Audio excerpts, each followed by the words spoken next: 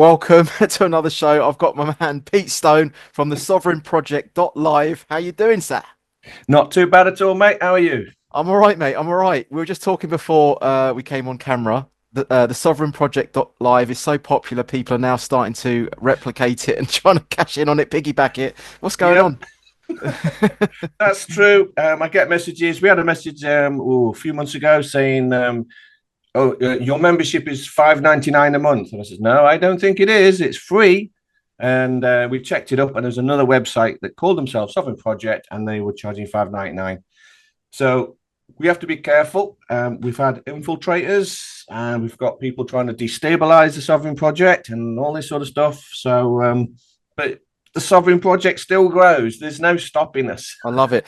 Tell the audience again, like the foundations of it and what constitutes it. And then I want to know the good news that you were sharing to me a little bit before we came on. Yeah, the exciting stuff Yeah, that's happening behind the scenes. yeah. Yeah, just briefly, I set it up in 2020, as we all know, with the COVID nonsense, Mm. So everyone thought that they were being mandated to take a certain medical procedure, and I was going, no, no, no, no, no, that's not how contracts work. You cannot be mandated unless you agree to the mandate through a contract. So originally, it was set up for that. So I set up a website with a friend of mine. We put a whole load of free stuff on there explaining contracts, notices, affidavits, this sort of stuff. We put it up there. I did a podcast with Mark Devlin, first ever podcast that I've ever done, just to say, look, everybody, there's a free website. Go and help yourself. Stop being stupid regarding mandates. And it just kicked off. So I got so many requests to do podcasts. I was doing three a week in the height of the scamdemic. Mm. And it just grew from then. I mean, it was just people contacting us saying, I want to learn more. So it says, okay, we ended up doing PowerPoint presentations. So I was doing one locally here. That packed the place out. More and more people saying, well, can I do the PowerPoint presentations where I live, like Scotland or whatever? So then we decided to do a trainer day where 100 people could come along. I'd explain it to them, and they went out and they started teaching other people about it.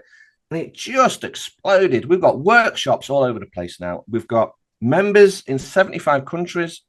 I think the last time I checked, but by the way, the Sovereign Project is so big, I cannot run it myself anymore. I've got my team that runs it.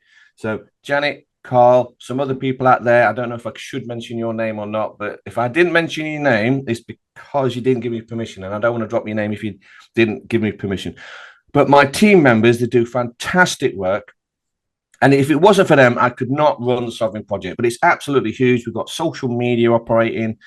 I think the last time we checked the numbers, I think it's like 20,000 plus members, 100,000 plus followers, and millions of internet interactions. And it just grows. And we have about 10 people a day signing up to this. People are now subscribing to our little tiny YouTube channel. And it's great. Amazing, amazing. Yeah. So is that the latest news? Because it's always growing, wasn't it? Last time I spoke. Well, it's even more exciting than that, Yeah. because what's happening with the Sovereign Project, because obviously my network is really expanding. So I know some great people. Think, off camera, we was talking about Callie Spell. She does great work. In fact, last year I had her speak at the Sovereign Conference. So because, obviously I speak out on podcasts and whatnot, I get contacted by other people. So I've now got a really good network of, I'd say, professional, hardworking truthers who want to get the truth out there.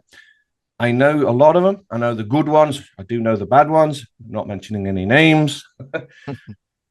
But we were contacted by a group who call themselves the NACE Club in Ireland. And a chap there runs it by the name of Nicholas. Now, he does fantastic work regarding affidavits and the creation of your estate and all this sort of stuff. It's quite funny, really, because me and him were sort of on the same path, but we didn't know about each other. And then, of course, our work, sort of, I don't know how it happened, but he managed to see one of my videos. He got in contact and all the rest of it. One thing led to another, and now we're working with them. So the network is expanding even more. He's willing to share his information. I'm sharing my information. There's a whole load of other people, as you know. I think Peter Wilson. I think there's David Alderman. There's a whole host of others, professionals out there. We're all sharing information. We're all working together now. So we're collaborating. That's That's the good thing about the truth movement is when it started, and I'd say 2020 is when it really began to kick off. Before 2020, it was in the shadows, but 2020 is when it really took off.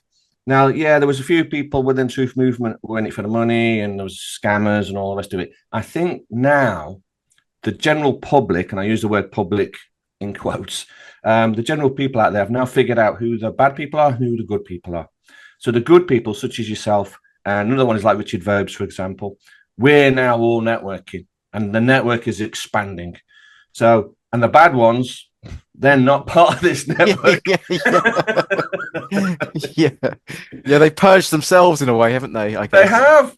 No, They have. I just think just people just have so much integrity. Well, the right people have the integrity to be able to discern what's obviously a bad apple, right? I think. I think you're absolutely right. And the passage of time. So when certain people out there, again, not mentioning any names, offer services for large sums of money and then they don't deliver, after a year or two, people figure out it's a scam and they've been scammed and they get angry. And then a lot of these people have now joined the Sovereign Project. The good thing with the Sovereign Project is we will never make outlandish claims ever. We will not do that. All the information that I provide is free. So the way it works is on my website, everything that I've written just about is on my website for free download. You can download it.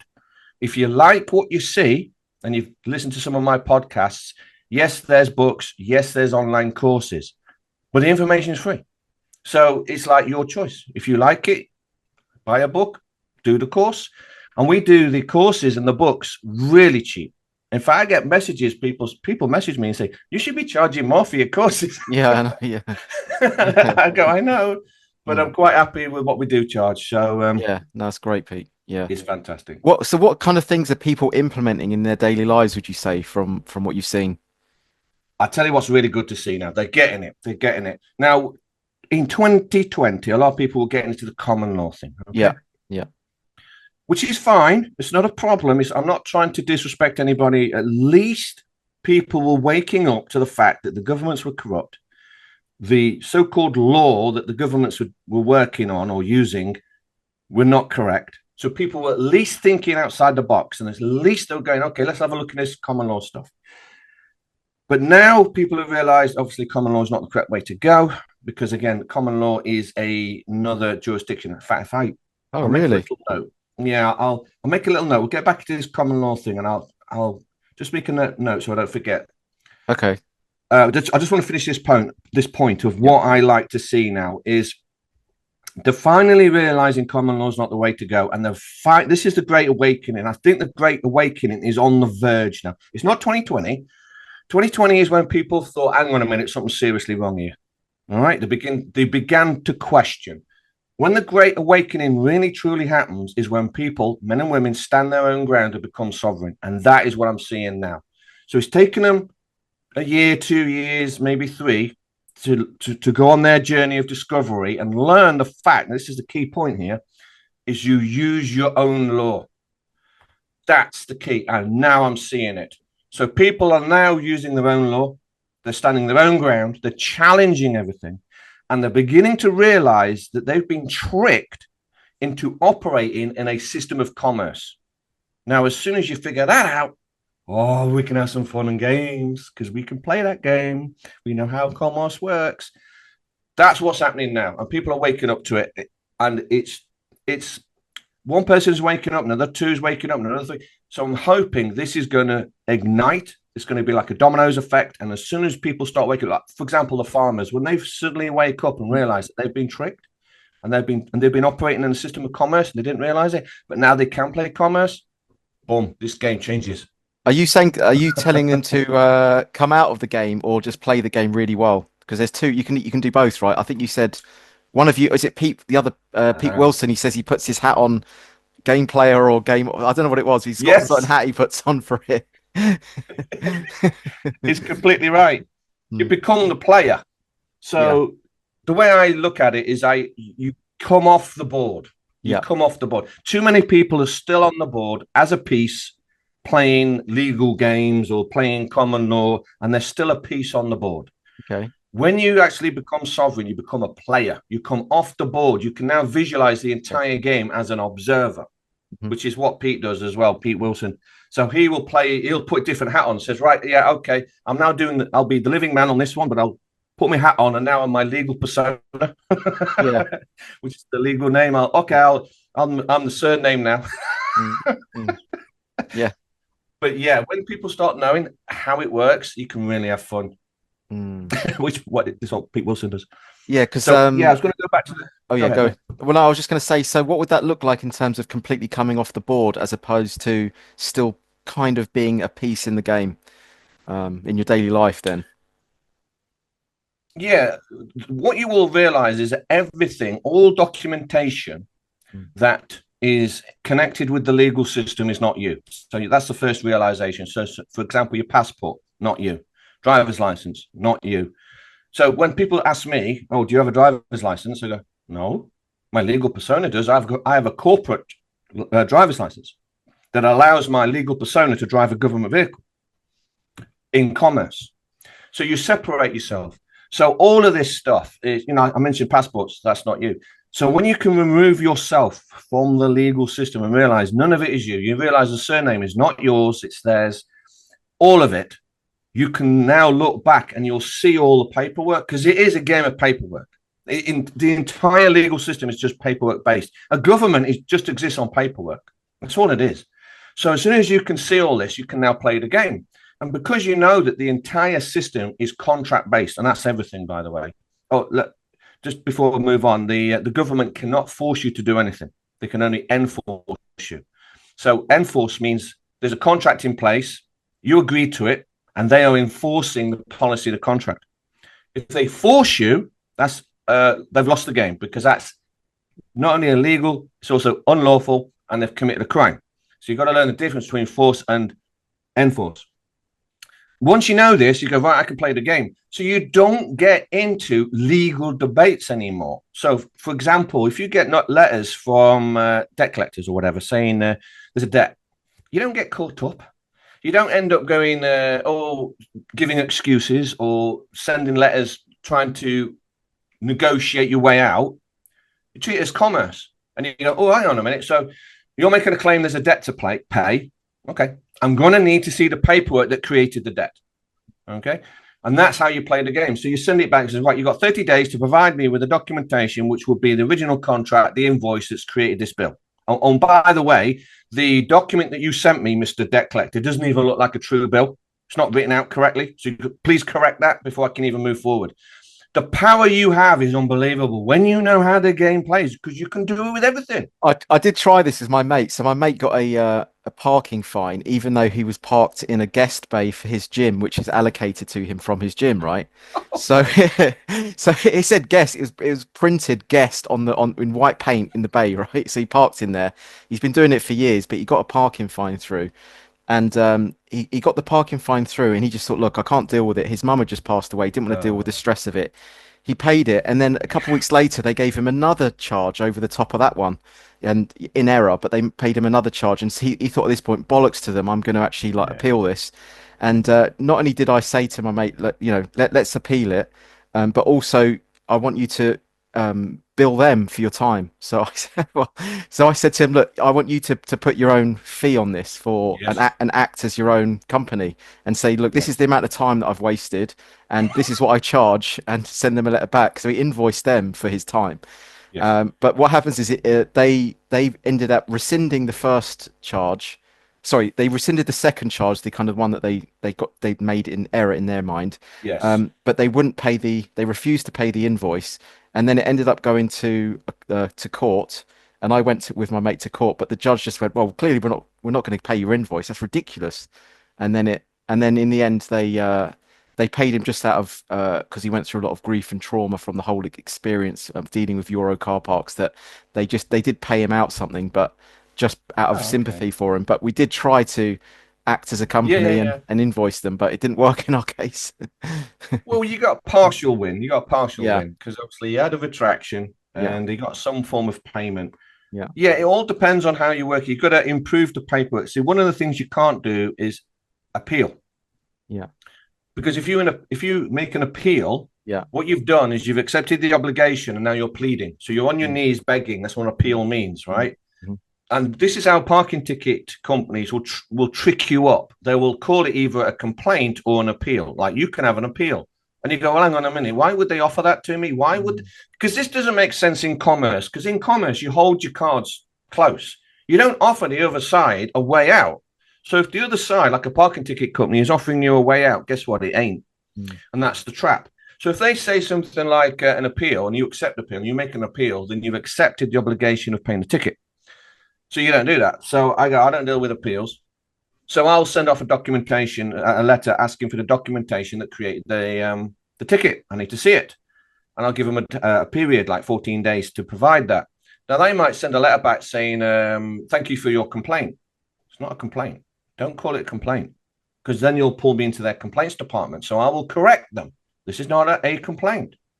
You've sent me a unsigned documentation claiming that there's a debt to pay. I need to see the debt, the creation of the debt. Where did it come from? What have I done? You have to provide the paperwork. They can't just make a claim. So let's see it. And if they don't provide it, then the debt does not stand. So a lot of these parking ticket companies will try and send you, again, you've got to watch for the language. They can't use the word fine, because if they use the word fine, you go back at them and say, okay, then, are you acting as a court? Because only courts can create fines. That means it's got to go to court. The judge has to look at it and then he can agree what the fine is. And then all of a sudden, the parking ticket is in serious trouble because they're acting as a court because they've issued a fine. Now, they've changed their language a bit, so they don't do fines anymore. They'll do charges. Okay, fine. Charge, not a problem. Where's the contract? Where is it? Now, it's up to them to provide it. They can't just they just can't make a blank claim. They can't say, oh, you parked it. I'm not interested. Where's the contract? Isn't the And contract? that means, Sorry, yeah, go on. yeah, the contract itself, in this case, must be on the wall. Yeah, that's what I'm saying. That's right. It's got to be there. Now, this is the key to how commerce works. The amount has to be written on that notice, because if it isn't, then it's a violation of the notice. The notice is invalid. This is why ULEZ, people are figuring this out, and they're waking up to the ULEZ scam, and they're challenging the ULEZ. Oh, it's beautiful. The reason being is because none of the ULEZ signs have the charge on it. So if it's a notice and it hasn't got a charge on it, then you can't charge the other person because you didn't tell them what the charge was. So the way this is commerce, this is how commerce works. So if the notice is up saying if you park here, then you will be, without a ticket, you will be charged £500, and it should say £500. Now, if that's all done correctly and you park there and they've got photographic evidence that you did that, that's a strong case. But if they just put up a sign that says no parking, but there's no charge displayed, you got them on that. Because you say, all right, it says no parking, but it didn't tell me what the charge was or the fee involved. It just says no parking. So they can't then say, oh, it's £500 fee. Didn't say that. So you challenge the paperwork and then you stick to your guns. Now, it's a little bit dirty that the judge did not honor the invoice. No, he should have done if it was done correctly. Now, normally what I would do is you always do your fee schedule. And every time you send a notice to a third-party interloper or a someone that you're dealing with who has not provided the information that backs up their claim, then you can charge at least, say, £500 per letter. You can't go crazy. You can't go, I'm going to charge you £1 million because the judge goes, no. I normally say 500 per letter or per notice. Now, if you get a reply, let's say you're dealing with debt collectors or parking ticket companies, whatever it is, and they say something in the words of, we refuse to pay it, they've just lost the game. Because a refusal means they accept the obligation to pay, but they're not going to. So I then will send them a letter back saying, thank you very much for accepting the obligation to pay my fee schedule and also notifying me that you refuse to pay. I'm now going to give you 14 days to pay or I'm going to take you to court. What part of refuse makes that an acceptance then? Yeah, refusal. Yeah, okay. So within this system of this is how the government do it. Mm-hmm. So you can only refuse something if you're obligated to do the thing. How can you refuse something if you're not obligated to do it? right? Because if I say to you, wash my car, Mm. you go, why? I Yeah. don't have And to. you're refusing to wash my car. Yeah. But yes, but if you Yeah. refuse, I go, right, you've accepted the obligation and Right. now you're Okay. That's refusing. interesting because that happened to me at Stansted Airport. They wanted me to go through the body scanner, and I was like, no, I don't feel comfortable doing that. And they said, Yes. right, wait there. And then this guy came marching over to me and he goes, I hear you're refusing to go through the body scanner. And I said, no, I'm not. I'm just choosing not to go through it. I'm choosing to Yes. walk around it. And so he kept saying that you're refusing. I said, look, I've just told you Yep. I'm not refusing. I'm choosing the option that's laid out to me to do something separate. But anyway, he took me into another room and grabbed my ball. So it wasn't quite the win that I was looking for. But Well, you got to start somewhere. yeah, You, yeah, you don't yeah. win it, but at least you had a I go, know, mate. At least you I had a know. go. I had to go. I had to go. But no, I that's mean, kind of, and that I knew that at the time that I wasn't going to yes. fall into the trap of being framed as the one that's refusing something because that's playing into their contract. It absolutely is. You enter into joinder at that point. Yeah. So refusals, it's you never do a refusal. The trick that people should be doing by now is asking obligation. Am I obligated? So if you went to the airport again and he says, "Can you walk through this Uh, scan or whatever?" Yeah. You would say to them, "Am I obligated to do it?" Yeah. Now this is a loaded question because you already know you're not. Yes. Yeah. So if they say yes, I am obligated, what's the next question? Prove it. Give me the proof that I'm obligated, and they can't provide it. Now they'll try and use acts and statutes and all the rest of it, and go, "Well, hang on a minute. Why are you applying acts and statutes upon me? Have I allowed you to do that?" Remember, all acts and statutes are contractual, all of them, every single one. They cannot be ever forced upon you. If the government forces them on you, they've lost the game. This is the game we're on. I don't know if it's called Planet Earth. Some people say that Planet Earth's a video game, and this is the game we're playing. You Mhm. just got to learn the rules. Yeah. But if the government uses force, they've lost. If you use force, you've lost. So the game is not to use force, but use enforce, to enforce policy. And what you're trying to do is to get them to use force, because once they've used force without lawful or legal right, you now have the right to sue. And it will be the employee who works at the airport, because he's the one who forced it upon you. If you're suing though, aren't you sort of stepping back into their frame, their You jurisdiction? That's right. That's why you do what Pete Wilson does. Put the hat on. Right. Yeah. Because Okay. I play the game. So the thing is we are playing in a giant casino. So you've Mhm. got to pick which game you want to play. So you go into the casino Yeah. and it's called Planet Earth. Yeah. It's a jurisdictional thing. So it's all corporate. So it's not real life, but it's a game. And you've got to decide what you're going to do. Now, if you want to sue people, the only way to sue somebody is through the legal system because there's no other way of doing it. Well, that means I'm going to have to play commerce. Commerce means dead entities and legal titles. So I will use my legal title at that point, my legal persona, which is the birth certificate, all caps name. But I will know that I am using it as a corporation. So I will be signing on behalf of my corporation when I deal with the courts. But I just know the game. So that's what. So it's not you physically, it's your paperwork. Yeah. So it's like you making moves on the chessboard. That's what you're doing. Or in the casino, maybe you want to you're playing roulette and you don't want to play roulette anymore. So you walk away, like, I'm going to play blackjack now. I'm playing a different game. Because I might do acts and statutes. I might play that game. I might even play Magna Carta if that game comes up. I might even do the common law if there's a position for that. It all depends on the game I'm playing. But you have to learn the jurisdictions first.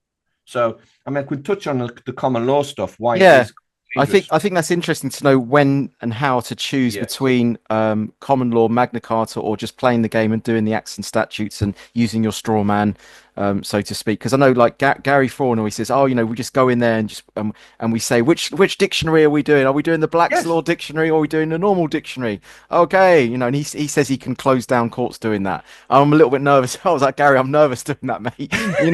Like, can we not just try and play the game really well, like ninjas, and just like put our hat Yeah. on? But which one, and how would you know when to use which? Yes. Now, that is a complicated game to play. It's only experience over time, but I can give Yeah, you a few pointers. yeah. One of the, this is some of the rules. If I can give you the rules of the game, Mhm. then you can apply it to certain games within this casino called the system. One of the rules is never lose your sovereignty. So what does that mean? So it means you should never apply anything in the legal system upon yourself. So, for example, if you wanted to use legislation regarding discrimination, for example. Let's say you wanted to play that game. It was, you could use it against a corporation. You don't apply it to yourself. You don't say something like, oh, you discriminated against me when I walked into your restaurant, because you've just put yourself into that jurisdiction. You've lost the game. One of the things I try and educate people to do when you write your notices and write your paperwork in commerce, remove yourself personally from the document. So you'll never use the word I. It's always we. Okay. So it'll be we, us, our. Because remember, you've got to think of it. You are a director writing on behalf of your corporation. So try and think of it like that. And think of it like you've got a whole load of employees working for you. Okay. Yeah. So it's never I. So the director would never say, I received a letter today. It would be, we received a letter today, which would be the corporation. So you take yourself out of it, never refer to yourself by name. And you would say things like, and you've got to get all the emotion out of the notice. And you will say something like, on this particular date, the aforementioned employee walked into your restaurant and was mistreated by one of your members of staff. And then you could quote the acts and statutes regarding the discrimination. And then you would go on and say, words to the effect of, are you under the jurisdiction of said act? So you didn't go in and you didn't say, oh, you discriminated against me. What you've done is you've just quoted the act and you're asking them, are they operating under that act? They've got to say yes. They can't say no, because if they say no, go, what? So acts and statutes don't apply to the corporation. So they come back and say, yes, we have to follow it. Great, fantastic. You've just admitted to it. Now we've just got to discuss my fee.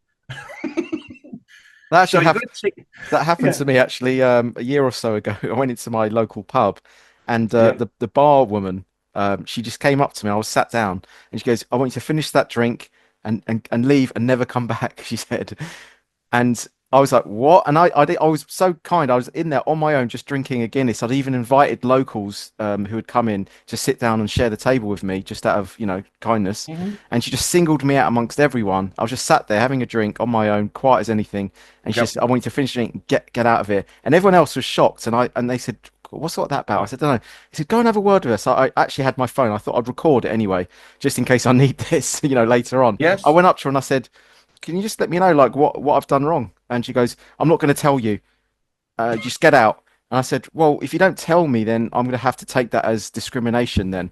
Mm-hmm. And she just went silent, and then I just left. I left anyway. I did pursue fine. it, but with the brewery and stuff. But it turns out she was leaving anyway, like a month or so after that. But yeah, The brewery is liable, so through yeah, vicarious liability, because it yeah, was an employee who'd violated the actual statute and carried yeah, out the discrimination. You see. yeah. So anyway, yeah, So, but yes, mm, it's learn the paperwork, learn the game, yeah, do your notices, take yourself out of it. Don't use emotion. Don't go, oh, I was upset. You did this to me. Because it sounds like a child has written it. And if you give that to the judge, he's going to know that he's not dealing with a professional.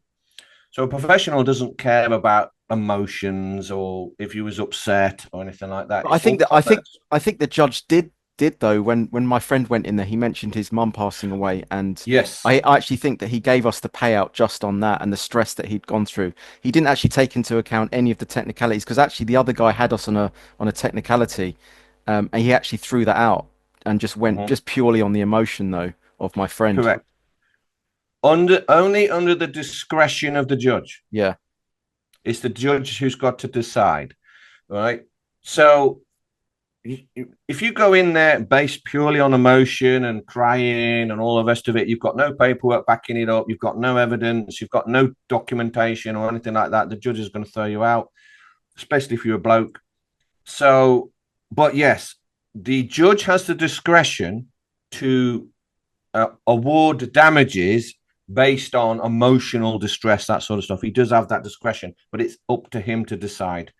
But absolutely. But what I'm trying to say is when you do your notices, it should be written with evidence that you have. So try and be clinical, clear.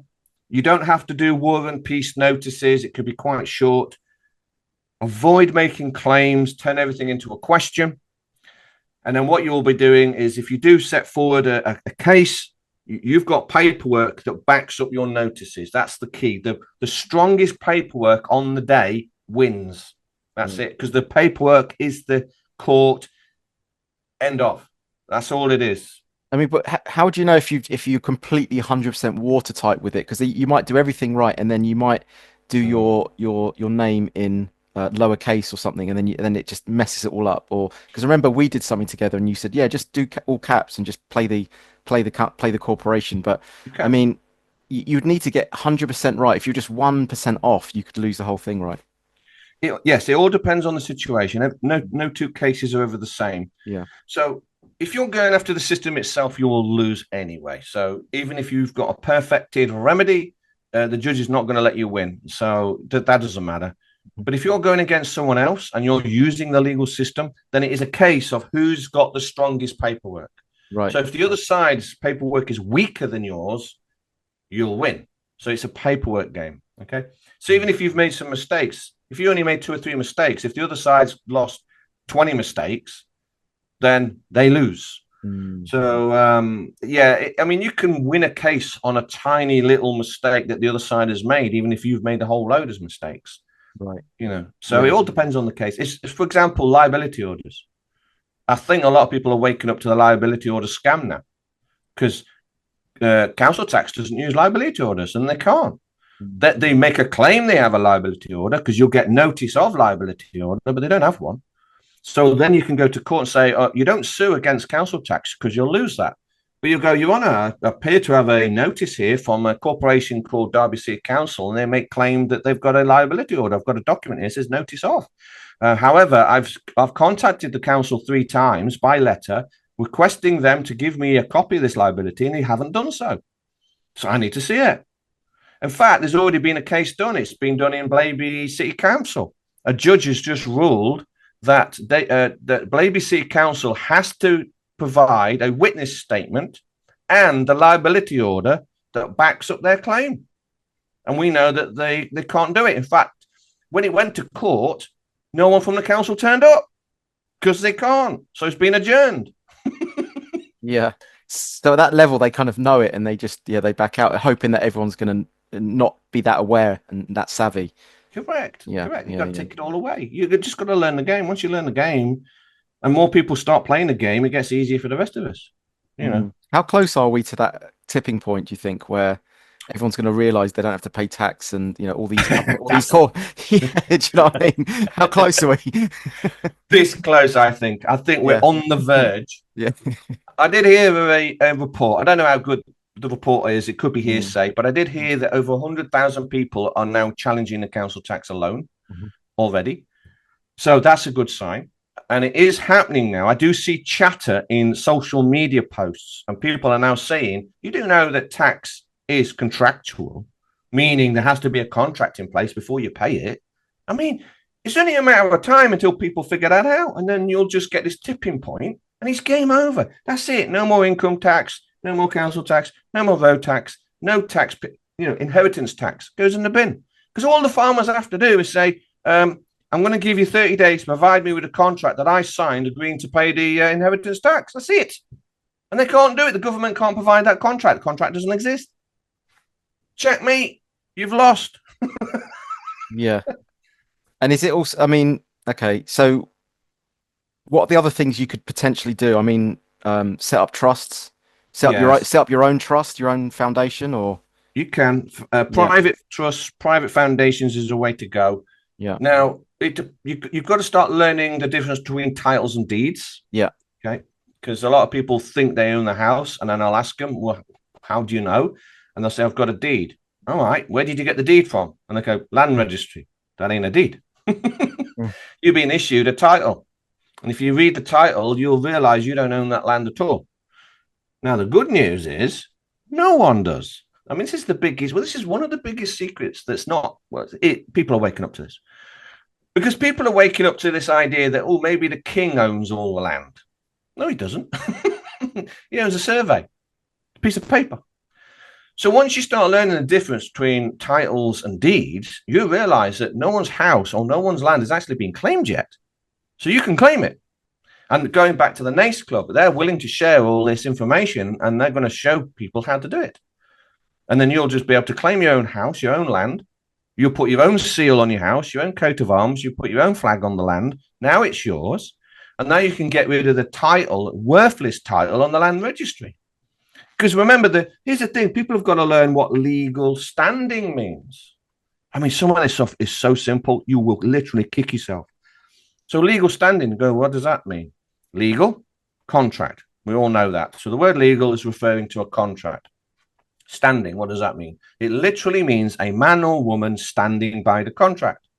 So if I wrote a contract with you, and I wrote it, then I would literally be standing by the contract, and I'd show that by writing my name on it and sign it. So I stand by the contract. So now it has legal standing. So standing is a living, breathing man or woman standing by the contract. It's so simple. Take a look at the deed that you've got. Is it signed?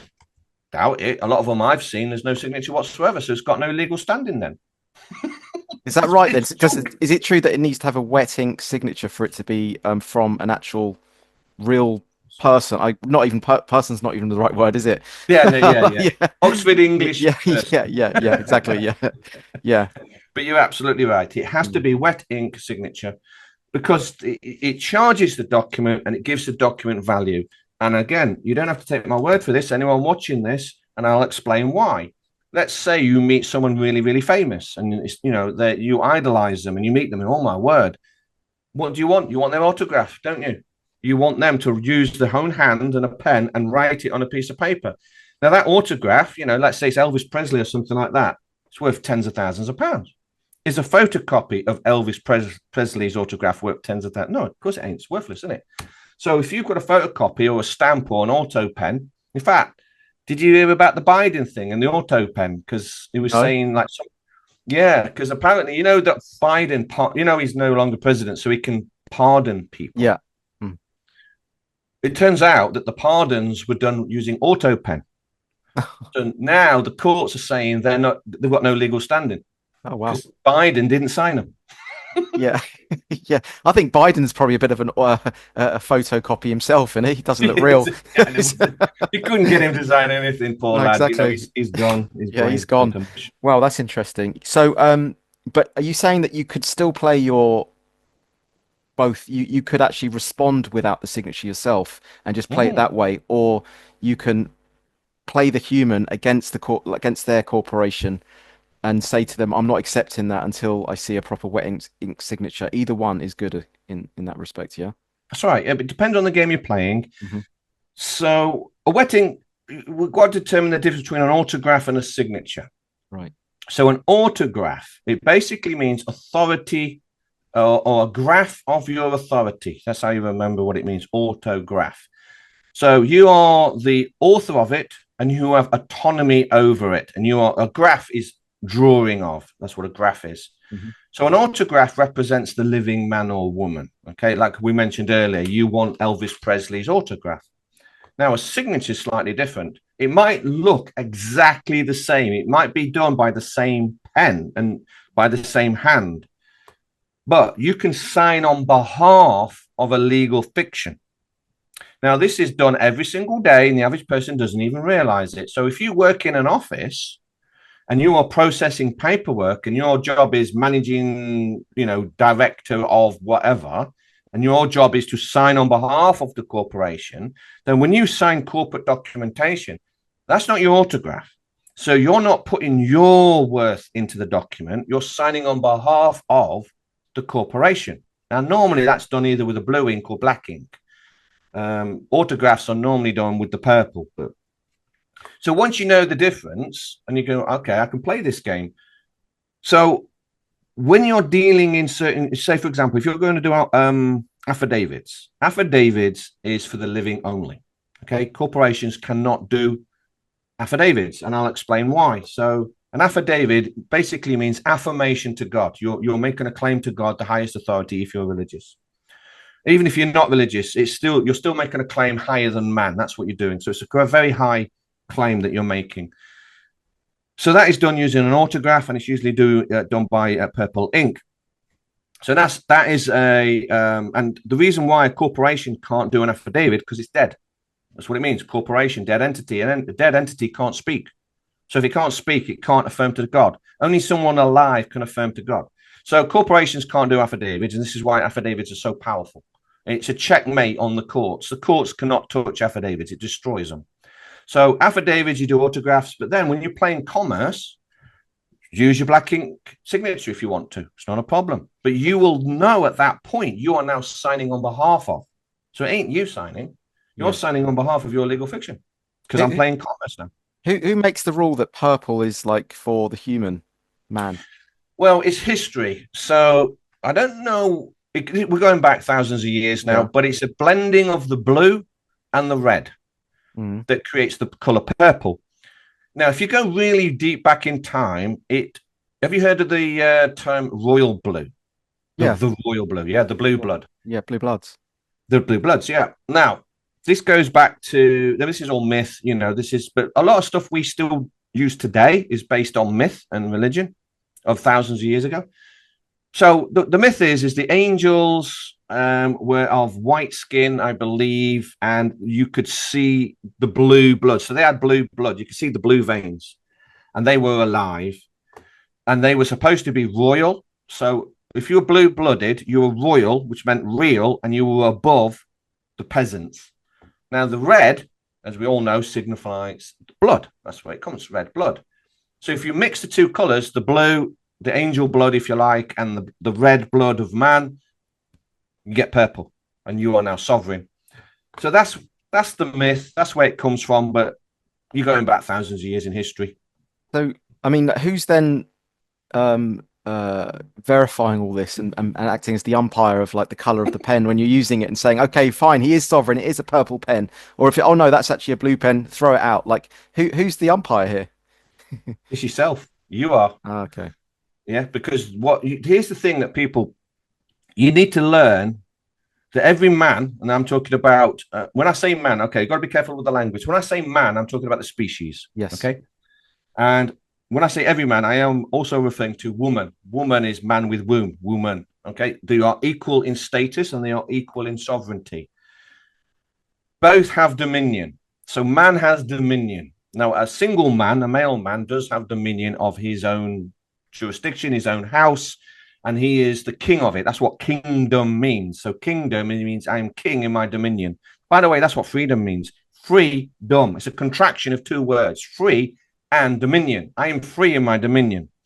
Once a man has dominion, which is something I'm trying to educate all males, proper men, genuine men, not beta males, but proper men, I'm going to educate them that you should have your own dominion. Within that dominion, you make the rules. So it's your rules. You determine certain things. Now, it's completely fine to take things from history and then apply them to your own rule. So the purple ink thing, you can look this up. You go, that's a good idea. I like the purple ink. I'm also going to use purple ink in my dominion. The red ink, by the way, is very easy for anybody to research. It's not difficult. You can research the history of signatures. And originally, it used to be a cut thumb because people couldn't write, and then they would put red thumbprint, and that was their mark. This is easy to research. So the red ink thing, very easy to understand. The black ink makes sense because black is for the dead, and that's why you sign in black if you're signing for a dead entity. And by the way, this is why corporations today will use, courts and corporations today will use red seals and black seals for the same reason.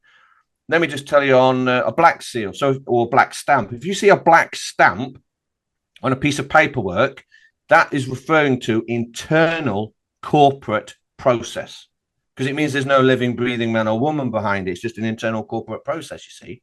Whereas if you see a red stamp, then it means the man who stamped it is stamping his authority on it. So there is a man behind it. And in a court, that man would be on oath. So this is why people are realizing they're not getting genuine court summons, because when it comes through the post, there's a black stamp on it. And you go, what do you mean? Where's the black stamp on this? Where's the red stamp? Where's the red seal? The red seal represents blood, and it represents that a living, breathing man or woman processed it. He's under oath. So if there's a problem, he is on the hook. But if you're getting stamps, I mean, how many times people are getting these fake court summons? It just says county court black stamp. That's it. Doesn't even tell me the courthouse. What's going on? It's internal corporate mail. I mean, when people wake up to this game is over. Because you said about it's about you can create your own rules in a way. So Yes. you could in effect just use the black pen. It's like I'm going to use that to mean the real flesh and blood if you wanted to. I mean, it's your rules, right? Your dominion. So then if that's the case, why do you have to play the game well? Why can't you just do everything in your own way? And Sure. and have to know about what they're doing and playing doing everything right and using the right pen and right Yes. envelopes, the right seals. If you just say, look, I'm going to just do it my way. My way's the highway. Like and just do it that way. Like why even try and like kind of use some of their own language and their own spells and their own ways of doing it and kind of incorporating that and doing it and syncing with them. You can. Yeah. However, there's a question of jurisdiction. All right. Right. Now, this is where it gets really, really tricky. If you fill out one of their forms, you are now in their jurisdiction, not yours.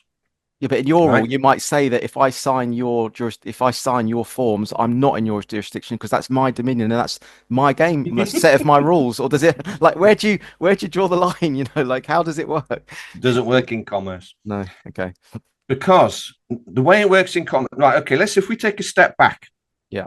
and understand what authority is, right? So authority comes from the individual, the living man or woman, which is author of. I am the author of my authority. Yeah. So I can speak my law. I can speak it. I can also write it down. So if I write it down using my hand, I mean, I could not you can use a computer, you can print it off. It's not a problem. If, let's say I'm using my hand and I write it down on a piece of paper, then that piece of paper is the extension of my authority. Okay, it's my law. I wrote it down. In fact, the paperwork is in fact the extension of the sword. People don't understand this. So the paperwork is what you would use before you go around someone's house and chop them up with your sword, because it's a way of diffusing the situation before you turn to violence. Okay. So the paperwork is the extension of your sword, it's the extension of your authority. Now that is true for every man. So if you go into an office and it's and they give you their piece of paper that they've already written on, they have authority over that piece of paper. That means they determine the language, they determine what the words mean, they determine the dictionary, and they determine the color of the ink and what the color of the ink actually means. Because here's the thing, and they tell you this in commerce, they will tell you this because what happens, or what are you called when you fill in a form? You are the informant. And they tell you this. So you're the informant. That means you've grassed yourself up. So I mean, this is how they trick you. So Yeah, but what if you just say I'm not the informant. I'm choosing to be, something else. Like how is it that they still have the power to trap you in that if you just yes, don't accept commerce in its essence? Like and because you accepted it. yeah, but it's still I'm saying Mm-hmm. maybe I'm trying to get this right. Like Okay, flip the script. Let's yeah, say you created the yeah, form. yeah, It's your form. yeah, So you've determined the language, you've determined the dictionary. It's your form. You're the yeah, owner of your business, and I'm the yeah, employee, and I want to work for you, yeah, right? So I fill in your form, and mm, let's say you work for a burger company. You own a burger company, right? mm, And the contract says I will be the burger flipper, mhm, and I sign it. yeah, I go, yeah, okay, I'll work for you. I've signed your form. I'll be the burger flipper. But instead of doing that, I decide to have a party and invite all my friends round. And then I'll say to you, yeah, no, no, no. I determined that burger flipper meant I could hold parties and all the rest of it. You go, mhm, no, no, mhm, it's my form. mm, Because remember, so this is how you test things. You flip it and you look at it from the other side. yeah, So if it's your form, well, yeah, it's your authority, isn't it? It's your language, it's your dictionary. You make the determination, and it's your authority. So it's the same for them. But yeah, it's a dirty trick because ultimately their forms aren't actually backed by a living, breathing man or woman. Yours would be because you're the owner of the burger company. It's like Elon Musk. Yeah, he owns Tesla, doesn't he? So all the forms you fill out, when you buy a Tesla, don't buy a Tesla, anyone. But let's say you were stupid enough to buy a Tesla and you fill out the forms to buy one, you're filling out Elon Musk's forms, aren't you? So you're contracting with him. So he makes a determination of the contract. That is a unilateral contract. He holds all the cards. You have nothing. You have no say. And that's how government tricks you, because you're filling in their forms. Therefore, they determine what the language is and what the dictionary is and what everything means. And that's how children are registered at birth. Yeah. Because Oh yeah, people can't. that's a big one. Yeah, that's It's massive. yeah. I was just thinking there, like the can you go back to what you said there about this is an extension of the sword? Yes. Now, we are. I mean, there's a lot of people in my inner circle, if you like, in my network, quite high up within Sovereign Project, who are learning this, and they're really good at this, and they understand. And we are going to be releasing new material. We're going to have new courses, new books. And it's going to explain all this. You have to learn this, because once you learn this, this is your way out of the system. So the paperwork is the extension of your authority, as I mentioned before. Okay. So the reason why you put someone on notice is you're serving them notice. And by the way, you serve, if you're going to meet them in person, you serve with your right hand. Have you ever seen it in the movies where, the process server says, right, you've been served, It's always done through the right hand, because it's the right hand that holds the sword. Okay. So the sword is the violence behind the notice if the person does not comply. Yeah. Because all paperwork, see, if you put someone on notice, then and they just ignore you, then you go, okay, then I'm just going to come around your house and beat the crap out of you. But at least I'll serve notice on you. So it's what the paperwork is. It's in between the dispute and the violence. So we put paperwork in the middle. Let's try and resolve this with paperwork. So if I serve notice, it's done in the right hand. The right hand holds the sword. But by the way, a little bit of trivia for you. The reason why we drive on the right is because if we were driving a car, we can actually still use our sword out the window. I've heard that one. Yeah, yeah. I remember that. Yeah.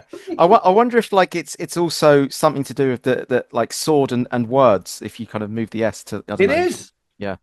It is absolutely correct. Yeah. That's why Yeah. it's so subtle that word and sword, they are one word apart. Yeah. Because it's the extension of the sword.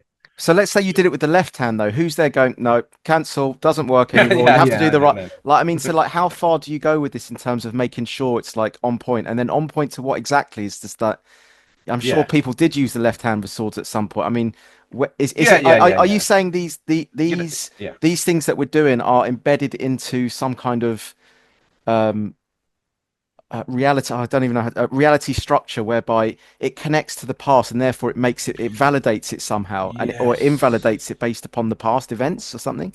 You've got it, mate. You've got it. You Really? see, the paperwork that we use today Yeah. is going back hundreds, if not thousands of years of history, Yeah. from the very first flags that were ever created. Yeah.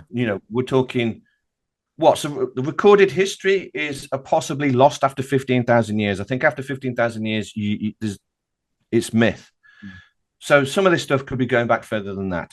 But it's from the very, very first flags ever made, and it evolved over time. Symbolism, so symbols, because back then people couldn't read.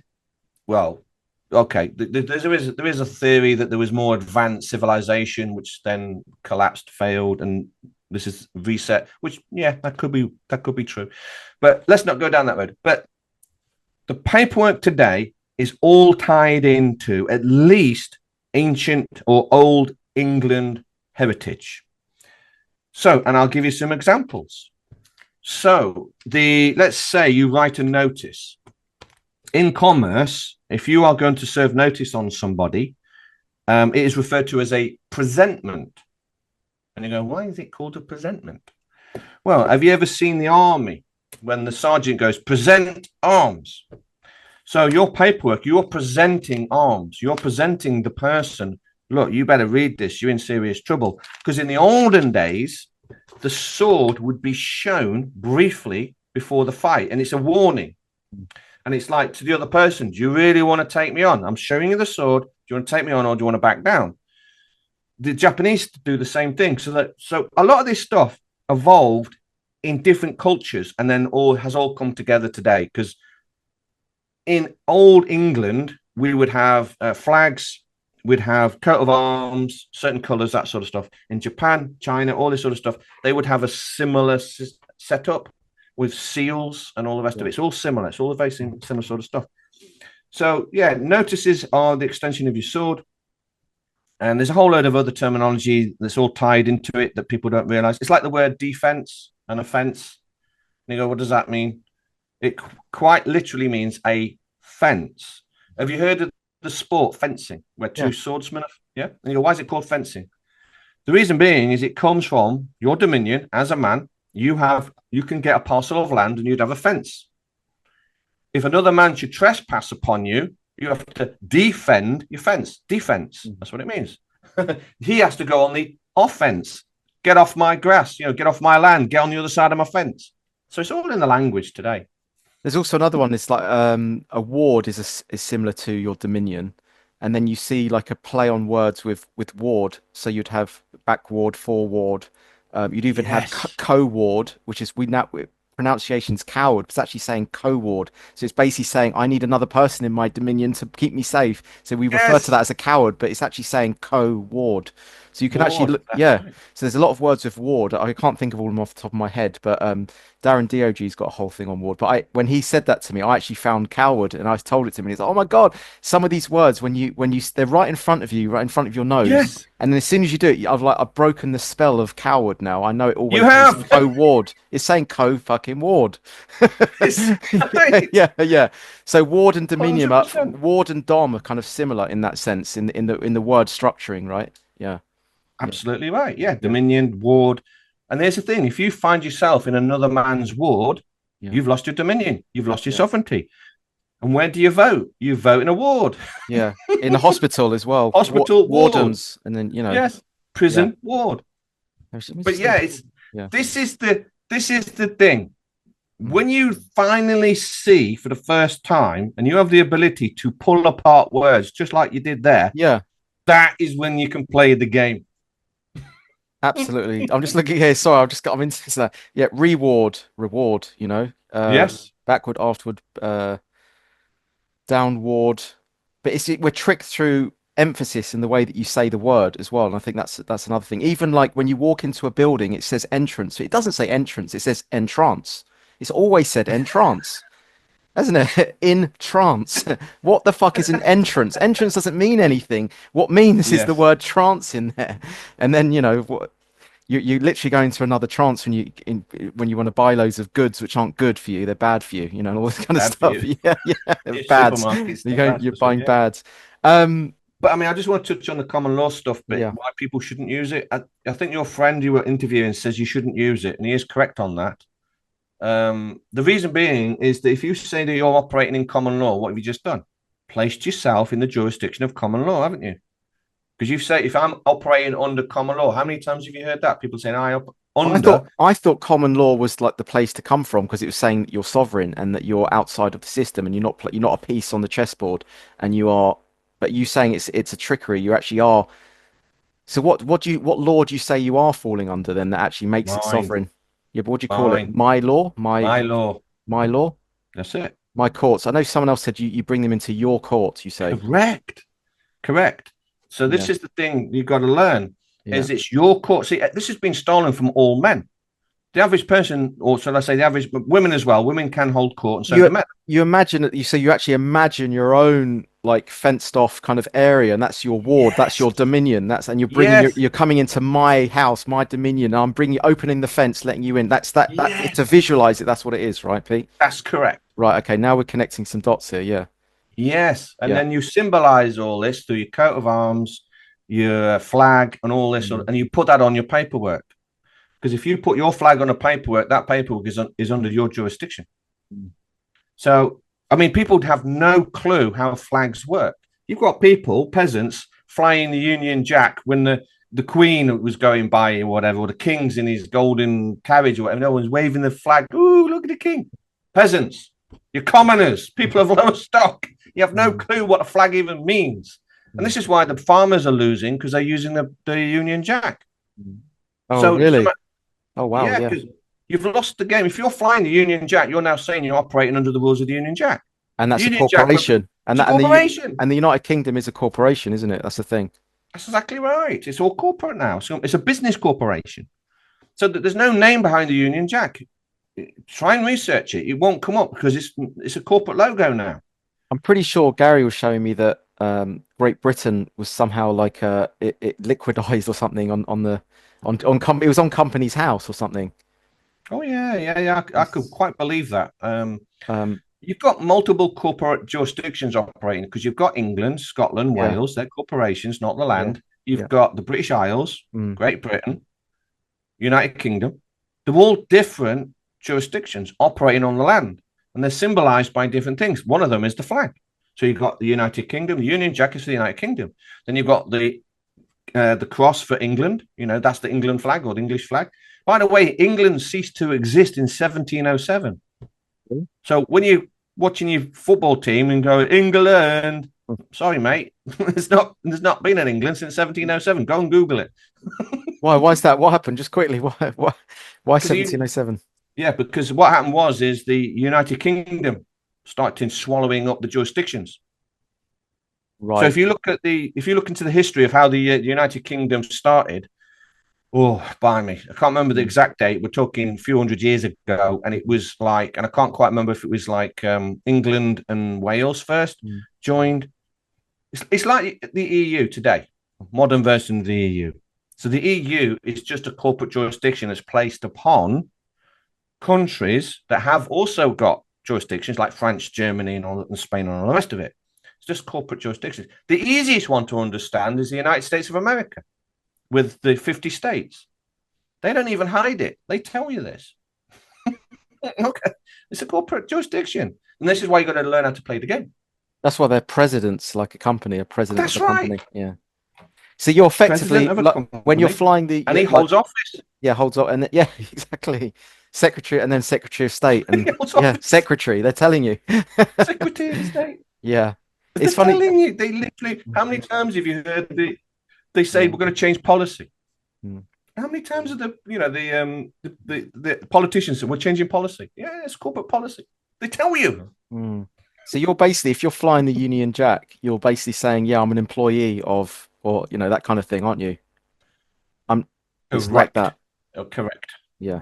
That's right. Mm. Now, an employee does not necessarily mean you get paid. It means you're implicated. That's what employee means. Yeah. So if you accept that you are an employee, you can be deployed. So employed, deployed, which means the UK corporation can make use of you. And now you've become a human resource. HR department. How many corporations do you know that got HR departments? Yeah, you're now a human resource. Do as you're told. You're a commoner without a house. I mean, let me just touch on the word house and home. So the word house comes from a German, Proto-Germanic word, Hussan, I think it's pronounced. And people think it means bricks and mortar, like a house. No. It means a man's jurisdiction, his dominion, his house. Okay. It means his word, his law, his court is in his house. That's his authority. Okay. You symbolize your house by your coat of arms, by your flag. That shows you have a house. It also shows you have a name. Most people operating in the UK have no name. They don't have a name. They've been given a surname to use. Everyone's using a surname, which is under the control of the legal system. So, okay, so what does house mean? So, house means I've got my dominion. Well, what happens if you are without house? What happens if you don't have a name? You've got no house, no flag. You're now flying the flag of the Union Jack, which is the UK. You've got no house of your own. Therefore, you've got no authority. Therefore, you're a commoner and you are going to be controlled under common law through the Houses of Parliament. Go and look Oh, it up. right. So you're actually subsumed back into the Houses of Parliament rather than having your own actual Correct. house. Yes, Yeah. because you don't have your own house. You're now operating in the Houses of Parliament, House of Parliament, and they've got a coat of arms.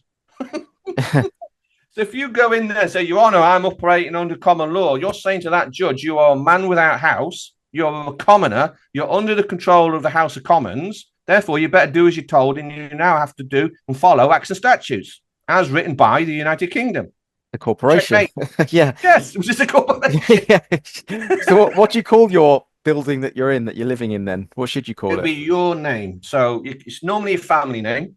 Yeah. So it would be the House of So Yeah. if your last name was Smith, it would Yeah. be House of Smith. I've Now, heard it's that. not the Yeah. bricks and mortar, remember, it's not the bricks and mortar.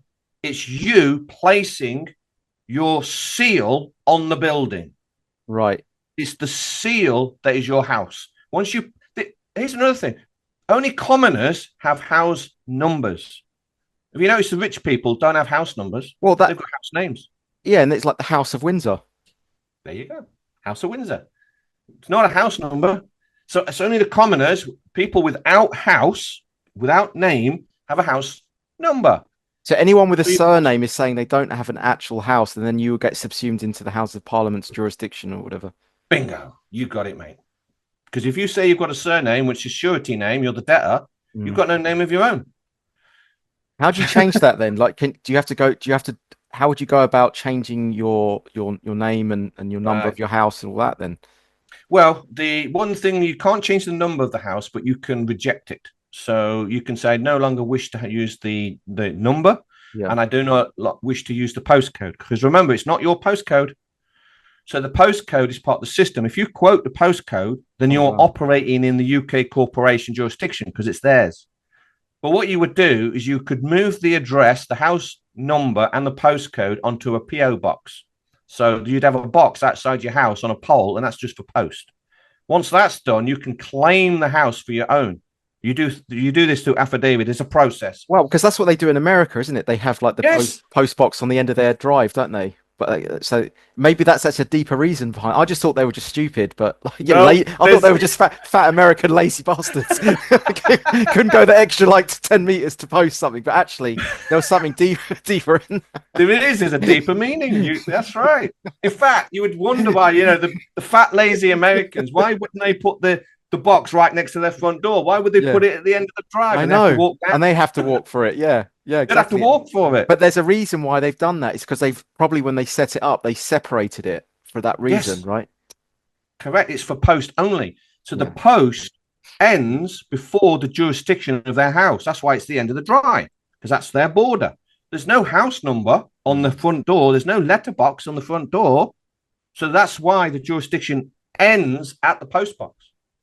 You're agreeing to the system then if you're playing that game then by putting the Yes, number on and going with the postcode and all that kind of stuff. You're a game correct. player or chess, or you Yeah, could say part of the game. you're part of the game. It's funny because on my house I've actually got there is a name of the house written like placarded on. It's called Thistledown and it's actually on the Yes, house. Like that should be like the actual name, the Dominion. yes, Yeah, that's right. And that name will be under your control because you've named the house. You see, I mean, you can use the name that's already there, but you can name it yourself and yeah. say that's my house. I've named it. The thing is, you can only name things that you own. So if you own, so he who owns it or he who creates controls it. If you own it, you control it, and you do that by putting your name on it and say that's my house and it's got my name on it. There, and a big plaque. Mm. I love it. I want to play around with this. I want to. That's the thing. It gets fun after a while where you want to sort of It try it gets all great out. fun. It gets great fun. The Pete, fear goes away. Let's have fun. Come on. yeah, and it's probably also good to be part of your group and be with loads of other people and they're all kind of engaging in it, and they must come up with Yes. new insights, and they're like even like you must hear some new stuff. And like, wow, that's interesting, and like everyone, you're kind of training everyone else to like be their own detectives and find this stuff out. It's just Yes. like a snowball effect, right? It is. It is. We're all sharing information. Yeah. And this is why I like talking to all the people in my network because Mm. I don't know it all, but we're all starting to exchange information.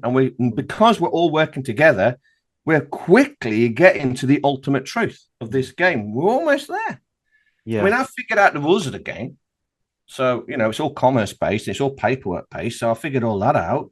But there's a few pieces that I would like. Yeah. I'm not too sure on how to facilitate credit yet, but I am working on it. Yeah, brilliant. I love it. I love it. Pete, say how people can join the course because everyone that I know who's done it loves it. And Yes. do you want to just say how they can be a part of that? And if there's a waiting list or something.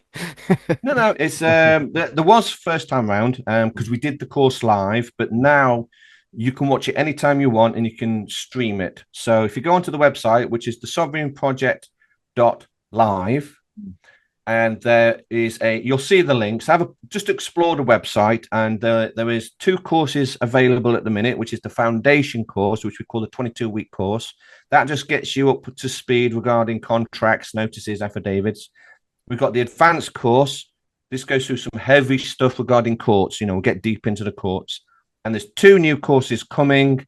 One that I say called Bills of Exchange, and another one which I haven't really named yet, but we will be getting into how to create your house, how to use seals, paperwork, all this sort of stuff. I don't want people to think this is easy. This is a life change. This is a decision you've got to choose. It's a life path. You've got to say, right, I'm now going to choose this way. It's a way of living. But if you put the work in and you learn this stuff, there is a way out. And I'm telling you, you'll have so much fun. Yeah.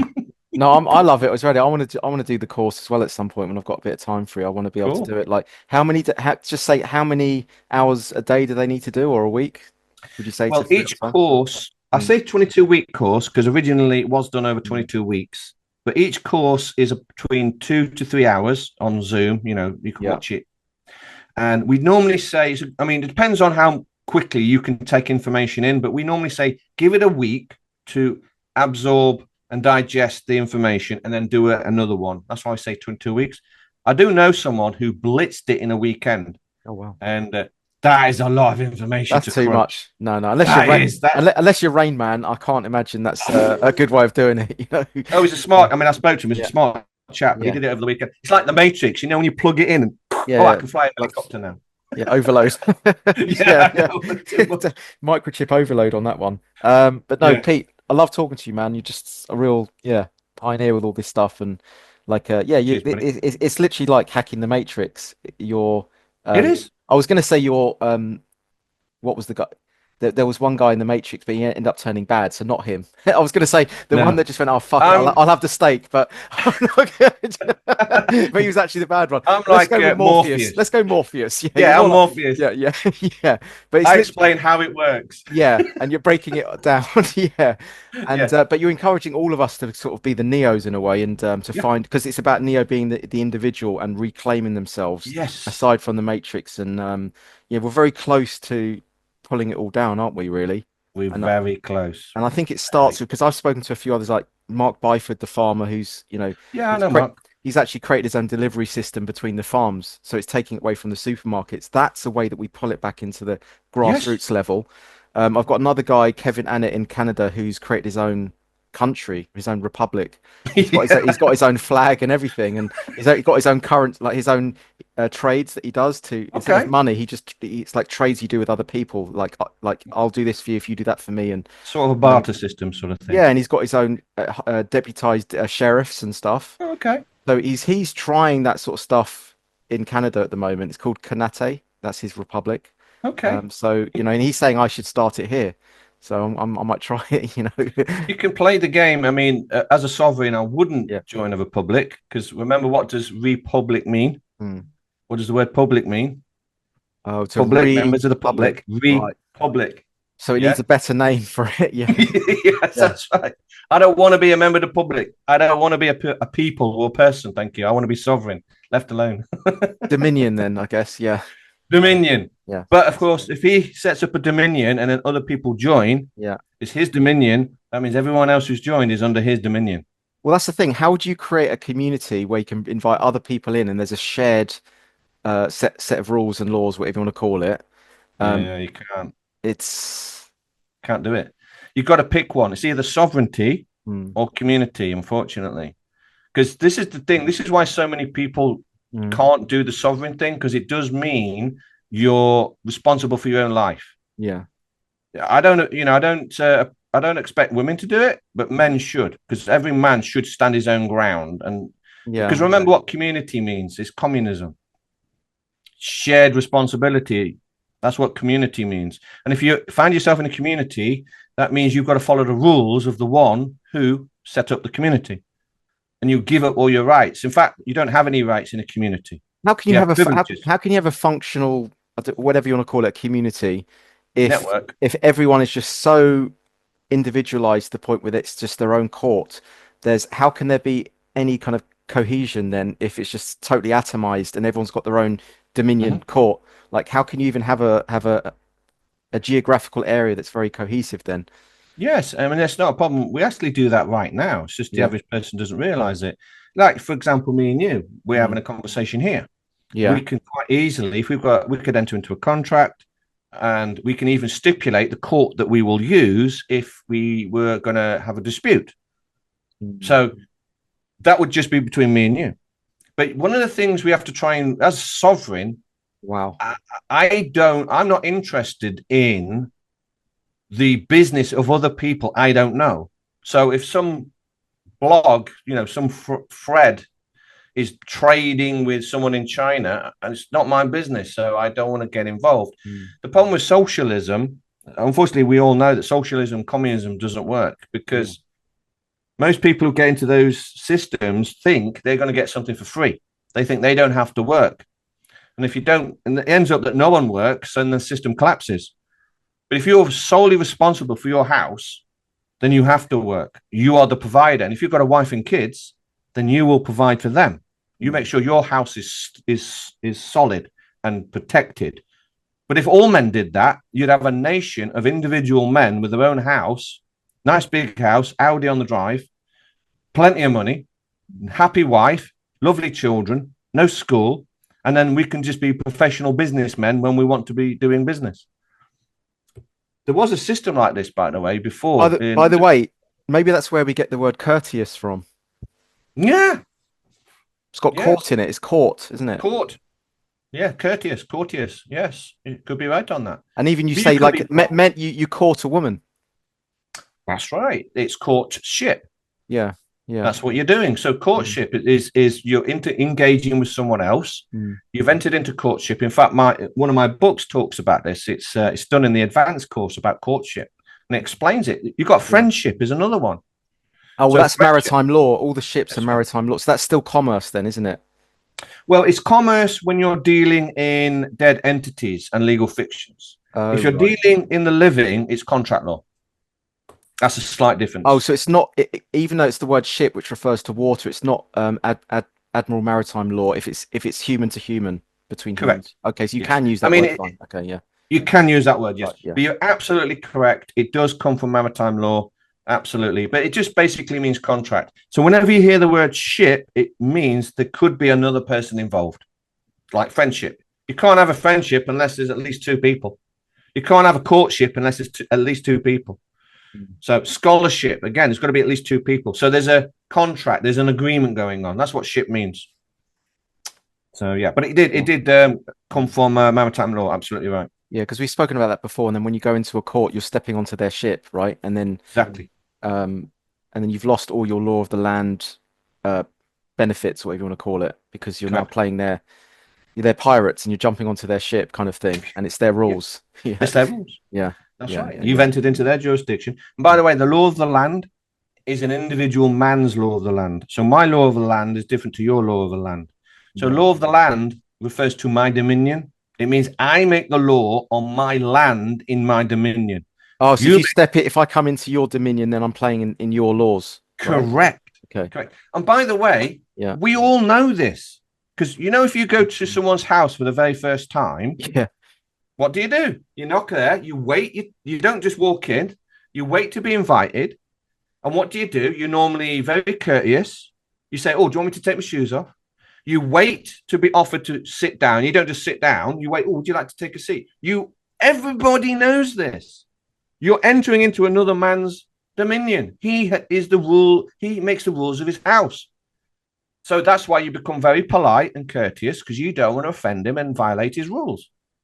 And we There, all ha do it. there still has to be an overarching law as well that kind of encompasses everyone in that house that supersedes the hierarchy of them of you being the whatever you want to say, the dominator. I'm trying to use the word dom in there. But you know what I mean? Okay, they've come into your dominion, but at the same Yes. time, there has to be what natural law, God's law, whatever you want to call it, that still applies to everyone in there equally, right? Well, You can't just murder them, is what I'm saying. You know, there has to be some kind no, of. but murder is slightly different, isn't it? Because murder basically goes against natural law. That's what I'm saying. There is an Yes, overarching natural law that still applies everywhere, independent of whether they're coming into your dominion or you're stepping into their dominion. Okay, yes, but it doesn't come from a higher authority. It doesn't come from a government. It doesn't come from a parliament. That's right. the key. But who upholds that? It would be the family members. I mean, so let's say, for example, you murdered one of my family members. Mm. Well, I would then summon you to my court, wouldn't I? And then I would say, why did you murder my family member? And because you're under my rule, I can dish out the punishment. It would be a jury. So there'd be a jury of 12 who would justify it and oversee it. But there would be and here, by the way, this is the terminology, jury of my peers. And what does that mean? We're all equal sovereigns. We're all equal sovereigns. So it would be people you know. So if you lived in a village, it would be, the baker, the plumber, all that sort of stuff, and they would act as the jury. I would pull you to my court and I would say, why did you murder my family member? And then it would be thrashed out, and then the jury would decide what the punishment is. And if it was death, okay, get my sword out. Because that's your law. That you've That's decided. right. Okay, that's you've decided how to apply the breaking of natural law in that moment. Correct. Right, right. It's Okay. all done with due process. But Mm. see, the thing is when you're summoned to court today, who is summoning you? It's a corporation, isn't it? Yeah. You've got no authority, no obligation to go. So could you say, if you got summoned to court, could you say, you send a letter to them, and then you would say, I require a wet ink signature from a human being before I decide to make any decisions today. You have the right to ask whose court. You have this right. Right. Now, it should be at least a judge. Hmm. So a judge, because a judge by name, because the judge by name should be under oath, and it would be his signature on the paperwork, and he would be the one who summons you to court under my authority. So if I want to hold my court, then the judge works for me. He would look at my evidence and go, yeah, okay, looks like, yeah, you did do the murdering. I've got video evidence. Let's call him in. So the judge would then sign off on it and summon you to my court. But he works for me. When I say he works for me, it doesn't mean I can tell him what to do, but he's an employee of the court. He's an employee of the court. Yeah. Yeah. Yeah. Well, yeah, a lot to unravel. Um, Pulling out the thread, and it's kind of all starting to, come yes. apart, the whole thing, which is It's good. the Yeah. first thing is you've just got to be an alpha male and say, yeah, I want my dominion. I Yeah. do not want to be told what to do by anyone else. It's my dominion. I make the rules in my house. And if you get a load of men doing that, I'm telling you, you'll get world peace. Thing is that you can't stay in your house forever. You have to go outside, and Of course. you're crossing. But my Uh, dominion comes with me. right. You know, Okay. So you're that's okay. So the laws of your house apply as you walk around, and you can imagine this fence around, like this kinesphere, whatever you want to call it it. is. It's like a shield. Yeah, yeah, that's it, right? Okay, so then you're taking the laws of your house outwards and interfacing with other people, and there's a Yes. crossover of their laws with your laws, and that's like that tension point is where you decide, and you can barter, or you can kind of communicate what works and compromise on certain things. And is that the idea? Yes. And that is why we shake hands. We still do it today. Why do you shake hands? But well, it's to say, so I'm not got a sword in my hand, probably. That's correct. 100% right. Going That's back to right. the Death sword. without sword. Yeah. That's right. Mm. That's why we still see we do all the things today. It's just people have forgotten why we do it. It's like people have forgotten why we get married. People have forgotten why the father gives the bride away. People have forgotten why the bride wears white. Why And is why that? do they have Got- white? She's supposed to be of virgin and purity Right. on Okay. a wedding day. That's what it means when she wears white. Mm. And how many women are on their like second or third marriage? And I'm thinking, I don't think that dress should be white. Maybe a shade of grey. Yeah. Well, by the time they get a black dress, you kind of she's been around the track a few times. Yeah, can I have all the names printed on the back of something? Yeah, the house. That's right. So can I have a look? How many damn houses you got? Yes. All right, brilliant, Pete. Thank you, mate. And yeah, just for everyone again, the website's thesovereignproject.live. Please do not accept any pretenders or replicas that you might see that are kind of trying to bait you in. Pete's website, there's free stuff on there. And if It you is. like It's it, all free. there is stuff that you can pay for, but the whole premise of it is free, and we're growing in numbers, and the bigger the amount of people with this, it's going to create a bit of a crescendo, a tipping point where the whole house of cards will fall down. And again, it all just comes from you owning owning yourself, owning your own sovereignty, and being the alpha, as Pete's saying here, and just saying I'm the one in charge of everything. I'm in control, and that's where it all comes from. It's grassroots stuff, literally like the blades of the grass. You're not the field of grass. You're the each individual blade of grass. That's what makes up the Yes. field. You can't be the field without the blades of grass. So knowing that you're the blade of grass first, and and then outwardly interacting with the field that way. That's kind of how we do it Yes. metaphorically, isn't it? Yeah. Totally agree. Probably where we get the expression grassroots, something like that. Anyway.